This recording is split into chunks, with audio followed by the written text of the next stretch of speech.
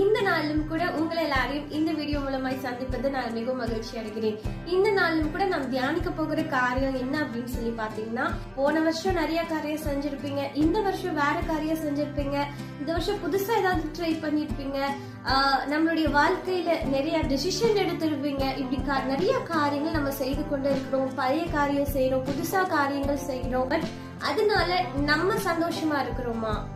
அதனால நம்ம குடும்பம் சந்தோஷமா இருக்குதா?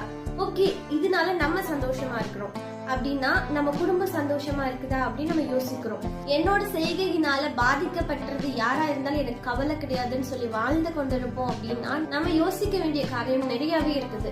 நம்மளுடைய செய்கைகள் நிமித்தம் நம்ம மட்டும் சந்தோஷமா இருக்க கூடாது, நம்ம கூட இருக்கிறவங்க, நம்ம சுற்றி இருக்கிறவங்க, முக்கியமா நம்மளுடைய செய்கைகள் நிமித்தம் நம்ம கடவுள் சந்தோஷமா இருக்கணும் அப்படின்றது ரொம்ப முக்கியமான விஷயமா இருக்குது. இந்த நாள்ல கூட நம்ம தியானிக்க போகிற